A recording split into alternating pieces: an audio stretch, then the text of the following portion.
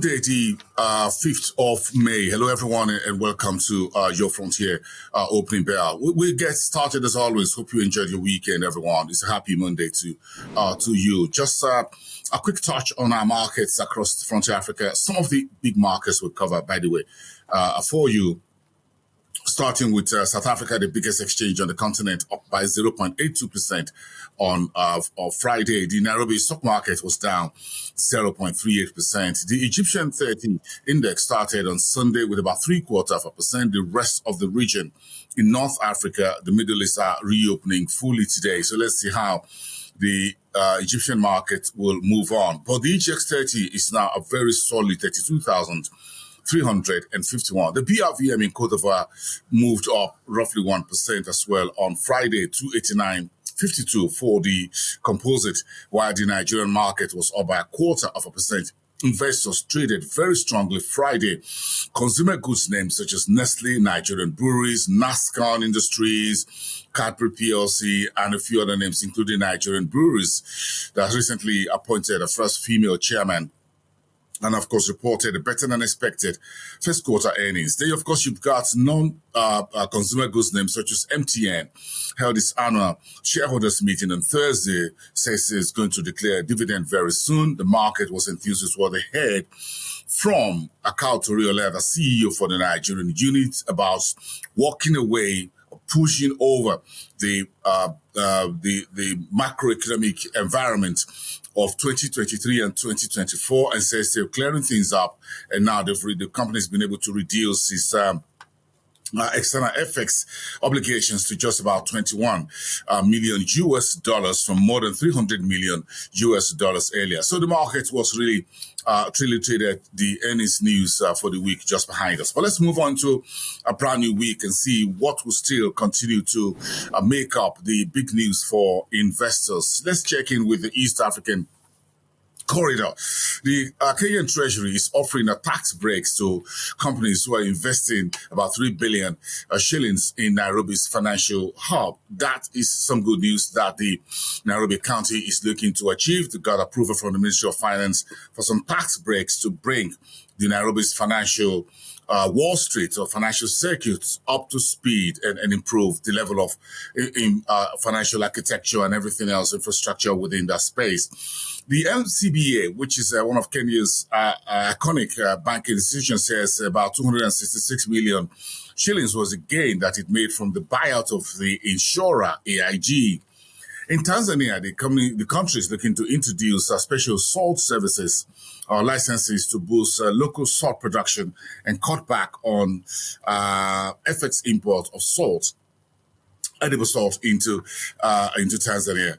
And Volkswagen is looking at Ethiopia for the next electric vehicle manufacturing plant. That news came out late last week. That would further consolidate Ethiopia as a main rival when it comes to automobile with South Africa, the most industrialized economy on the continent. And finally, in that region, the DR Congo has a granted license to Starlink.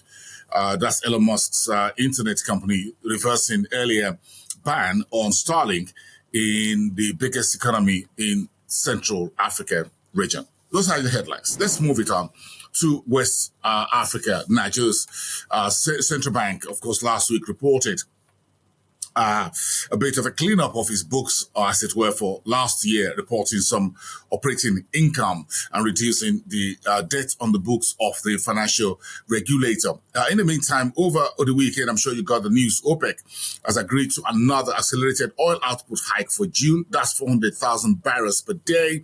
Some of the biggest banking names in the US have already cut down again on their oil price forecasts between $2 and $6 and $5 is a cutback in terms of outlook for oil prices, now trading slightly below $60 a barrel between the WTI, US WTI, and the London Brent crude. Nigeria, however, has given oil companies 5 days to pay the outstanding $4 million royalties to the government. Still in the region, Liberia's Environmental Protection Agency has slammed a Lone Star Cell MTN with $15,000 US dollars fine for breaching regulatory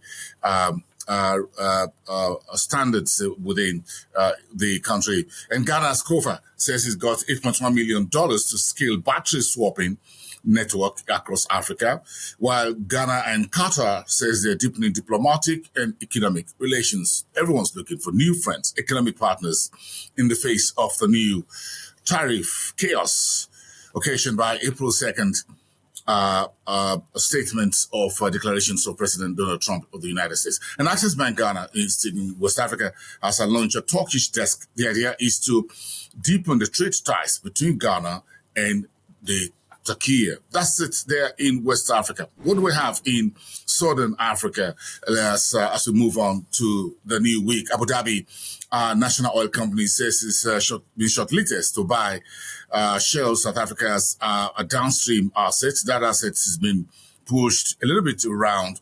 Now it looks like ADNOC will be the one to pick it up. Gold Fields in South Africa, listed on the GSE, says it's in talks to acquire Australia's Gold Road, while Mozambique is putting DP World of Dubai investment $165 million to transform the Maputo ports. Mozambique is walking the route of its neighbors, Kenya, Tanzania, and others who are looking at that East Coast corridor to put what you call a major port in place, as so everyone's looking to boost not just intra-Africa trade, but also international trade as well, looking to become the hub, of course, which Mombasa port in Kenya currently enjoys a leading position.